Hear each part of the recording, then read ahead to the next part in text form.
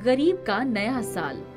एक बार की बात है, मुन्नी अपना काम छोड़कर भागती हुई घर आती है और देखती है कि उसकी माँ बिस्तर से गिरी होती है। मुन्नी शांति को उठाती है और बिस्तर पर लिटा देती है। शांति बिस्तर पर रोती हुई अपनी बेटी से कहती है, मेरी बच्ची, छोड़ दिया होता मुझे तुमने तो ऐसे ही मर जाती मैं। कम से कम तुझ पर बोझ तो ना बनती। माँ, ये तुम क्या कह रही होती हो? पिताजी तो पहले ही मुझे छोड़कर चले गए और तुम भी चली जाओगी तो मैं किसके सहारे जीऊंगी? इसके बाद मुन्नी माँ के साथ बिस्तर पर ही लेट जाती है। शांति के पति की मौत अभी कुछ महीने पहले ही हुई थी। इस सदमे के वजह से उसने खाना पीना सब छोड़ दिया था। एक दिन बाजार से आते समय कमजोरी के कारण उसे चक्कर आ गए और इतने में एक ट्रक सामने से आ गया और ट्रक के टकराने से उसका एक्सीडेंट हो गया। उसमें उसके दोनों पैर टूट गए। मुन्नी अपनी माँ के बगल में लेटे हुए ये सब सोच रही थी कि तभी उसके पड़ोस में रहने वाली काकी रमा आवाज लगाती है, बेटी मुन्नी कहाँ है? बाहर आ, तेरी मालकिन तुझे बुला रही है। ये सुनकर मुन्नी को याद आता है कि अपनी माँ की खबर सुनकर वो अपना काम छोड़कर घर आ गई थी। उसे अब वापस भी जाना है। मुन्नी बाहर जाती है और काकी, मालकिन ज्यादा गुस्सा तो नहीं हो रही थी? हाँ बेटी, गुस्सा में चिल्ला रही थी और बोल रही थी कि 2 दिन बाद नया साल है, घर की साफ सफाई करनी है। और ये मुन्नी कहाँ चली गई? बेटी तू जल्दी जा, नहीं तो इन अमीर लोगों का क्या भरोसा, तुझे कहीं काम से न निकाल दे। ये सुनकर मुन्नी जल्दी से काम पर जाती है। मुन्नी अपनी माँ की जगह काम करती है। उसकी माँ वहीं एक कॉलोनी में झाड़ू पोछा और खाना बनाने का काम करती थी। मुन्नी जैसे ही वहाँ जाती है तभी उसकी मालकिन गुस्से से बोलती है, आ गई? किसी से पूछकर अपने घर गई थी?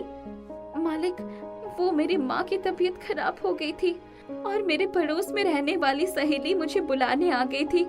आप घर पर नहीं थी, इसलिए मैं बिना आपसे पूछे घर चली गई। दोबारा ऐसा मत करियो, जा और साफ सफाई कर। 2 दिन बाद नया साल है।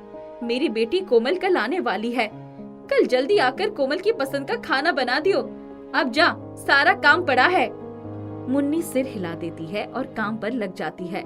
सारा काम करके वो घर जाती है और अपनी माँ से कहती है, माँ, तुझे पता है 2 दिन बाद नया साल है।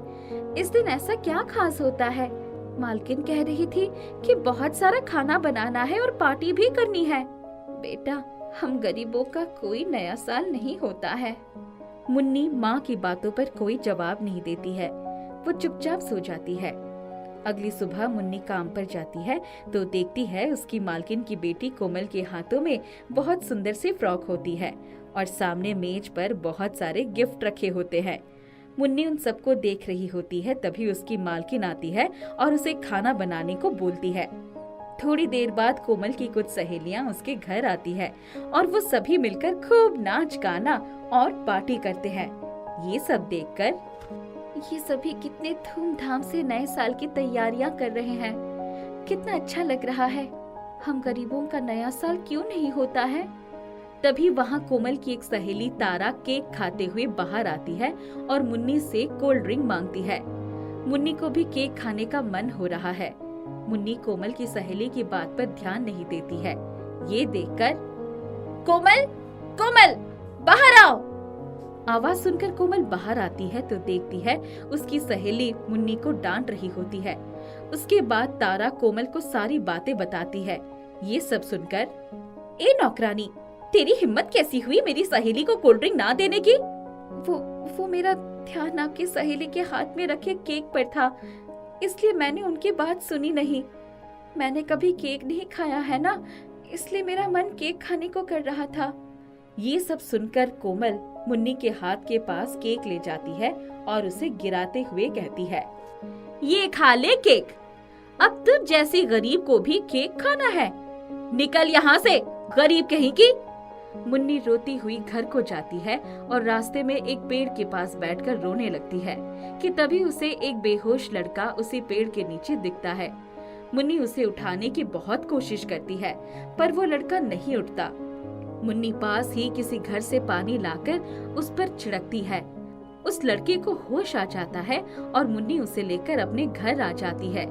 उस बच्चे को देखकर, बेटी ये कौन है? मुन्नी माँ को सारी बातें बताती है।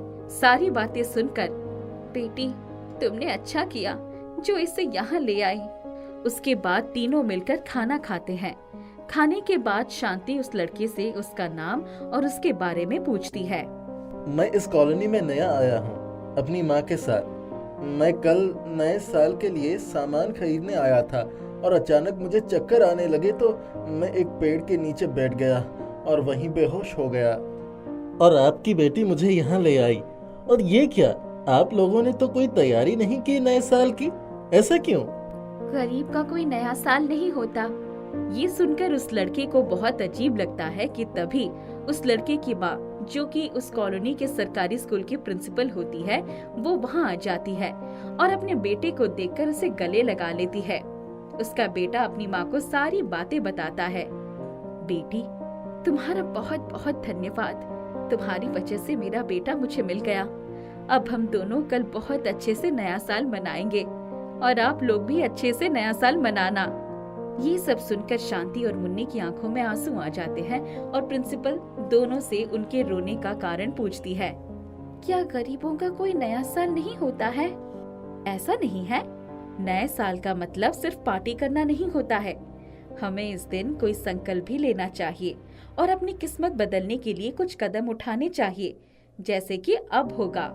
तभी प्रिंसिपल के बेटे अमन की नजर अपनी माँ के हाथ में बंधी घड़ी पर पड़ती है और अमन कहता है, मम्मी थोड़ी ही देर में नया साल आने वाला है।